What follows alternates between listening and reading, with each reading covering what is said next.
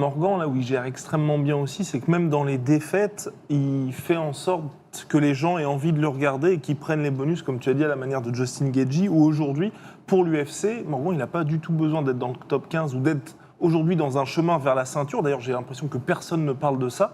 Mais on a quand même envie de regarder Morgan Charia. Et il a réussi ça comme un certain nombre de combattants à l'UFC, où, par exemple, Bobby Green, on n'a pas besoin de se... Enfin, King Green désormais.